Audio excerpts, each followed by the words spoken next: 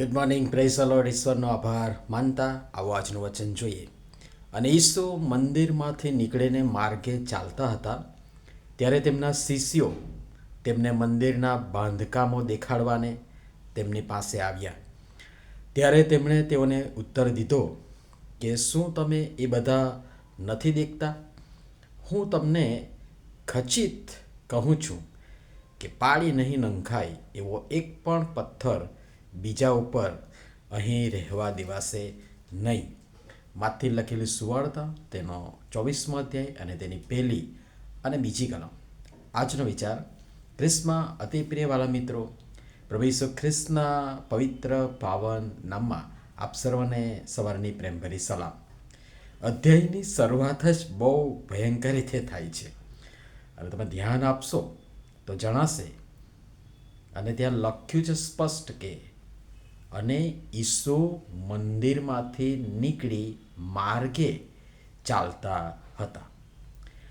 એની ઉપરનો જે અધ્યાય છે, અધ્યાય 23 અને તેની 37 ને 38મી કલમનો અભ્યાસ કરશો તો એ ચિત્ર જાણે હમણાં તાદસ થતું હોય, વાસ્તવિક થતું હોય, દેખાતું હોય એવું લાગે છે. જુઓ, તમારે સારું તમારું ઘર ઉજ્જળ મુકાયું છે. દેવનું ગૌરવ, દેવનો મહિમા જાણે ચાલ્યો જતો હોય એમ પ્રતીત થાય છે. પ્રભુ ઈસુ ખ્રિસ્ત મંદિરમાંથી રસ્તે ચાલતા જણાય છે. અને એ બાબત કે દેવનો મહિમા અને દેવનું ગૌરવ ચાલ્યું જાય છે અને એ પ્રતીત થાય છે. અને એને સારી પેઠે શીખવાને સમજવા માટે જો સમય મળે તો હઝકેલ પ્રબોધકનું પુસ્તક તેનો 9મો અધ્યાય ને તેની 3જી કલમ, 10મો અધ્યાય ને 4થી કલમ, 11મો અધ્યાય ને 23મી કલમનો તમે અભ્યાસ કરશો તો ત્યાં તબક્કાવાર દેવનું ગૌરવ મંદિરમાંથી બહાર ચાલ્યું જતું આપને જોવા મળશે અને ખબર પડશે. અને એ પ્રમાણે દેવનું ગૌરવ જાણે તબક્કાવાર પ્રથમ કરૂબ ઉપર, ત્યારબાદ મંદિરના ઉંબરા ઉપર અને ત્યારબાદ નગરની બહાર પર્વત પર એમ ધીરે ધીરે ધીરે દૂર ચાલ્યું જતું સ્પષ્ટ ત્યાં જોવા મળશે. મતલબ દેવનું ગૌરવ ચાલ્યું ગયું.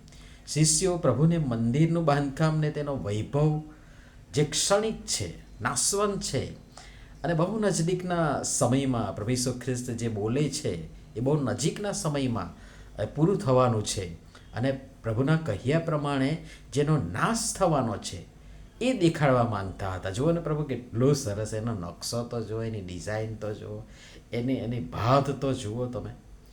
આપણે ઘણી બધી વખત આ જ કરીએ છીએ. આ શરીર જે ક્ષણિક છે, નાશવંત છે, આ ધન દોલત, માલ મિલકત ને વૈભવી વિલા, મહેલ ને મહિલાતો વગેરેની સાથોસાથ આપણા સ્ટેટસ, આપણું નોકરી, આપણા ધંધા, આપણા વ્યવસાય વગેરેની આવક પર પણ આપણે એટલો જ મિથ્યા ગર્વ, તોર, અભિમાન, દમામ કરીએ છીએ. કોઈ ઘરે આવ્યું હોય તો અનાયાસે તમે જોજો, વિચારજો, એને આપણે આપણી જાહોજલાલી બતાવવાનું આપણે ચૂકતા નથી. ભલે આપણી અંદરની પરિસ્થિતિ ગમે તેવી હોય પણ બહાર એક હાવ આપણે ઊભો કરીએ છીએ, એક દેખાડો, એક બંડ અને દંભ આપણે ઊભો કરીએ છીએ. જુઓ, આ અમે અહીંથી લાવ્યા, પરદેશથી ઇમ્પોર્ટ કર્યું, વધારાના પૈસા ચૂકવ્યા. નાના વસ્તુમાં આપણે જરાય કોમ્પ્રોમાઇઝ ન ચાલે અને ચલાવીએ. જે તે સ્ટાન્ડર્ડની જ વસ્તુ જોઈએ. ઓલ ધેટ તમે બધું જાણો છો. અને પ્રભુ શું કહે છે આ સંદર્ભમાં? પાળી નહીં નંખાય એવો એક પણ પથ્થર બીજા ઉપર રહેવા દેવાશે નહીં. આ ભવિષ્ય વચન છે અને પ્રબોધવાણી છે.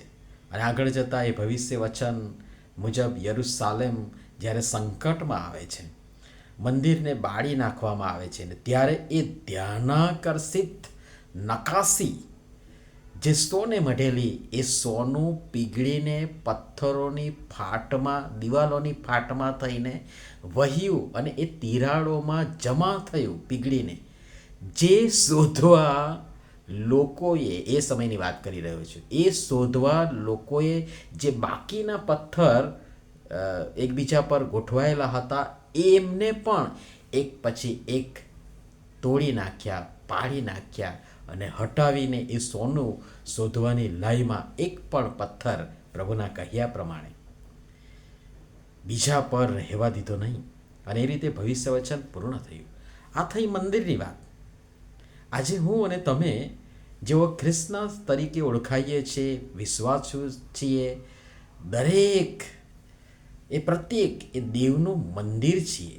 પણ જો મંદિર તેના દેવનું ગૌરવ અને મહિમા ચોરી લેશે, મદહોશ અને મદમસ્ત બની મદમાં, અભિમાનમાં, ગર્વમાં અને તોરમાં રાચશે, માલશે, તો તેની પણ આવી વલે થશે. એમાં કોઈ બેમત નથી. અને તેથી એમ નહીં બને કેવળ કોઈ વ્યક્તિ, કુટુંબ, સમાજ, મંડળી કે મંદિર જ નહીં, અપિતુ યશાયા પ્રબોધક 6:3 લખ્યું છે મુજબ આખી પૃથ્વી તેમના ગૌરવથી ભરપૂર થાય. હાલેલુયા. એ દિશામાં મારા, તમારા, આપણા પ્રાર્થના સહિતના પ્રયત્નો હોવા જોઈએ. અને એમ કરવા પ્રભુ પિતા પરમેશ્વર આપણ સર્વની સહાય તથા મદદ કરો. પ્રાર્થના કરીએ.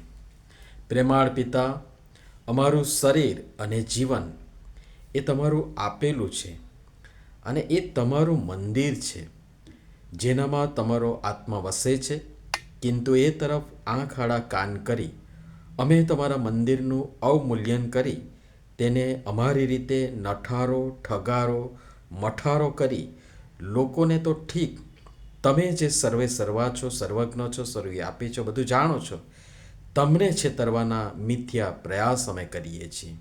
અમારી મૂર્ખતા બદલ અમને ક્ષમા કરો અને તમારા આત્માને સદાનો વાસો કરી રહેવા લાયક બની રહેવા અને બનાવવા કૃપા કરીને અમારી સહાય તથા મદદ કરો. પ્રભુ ઈસુના નામમાં આમેન. ધન્યવાદ.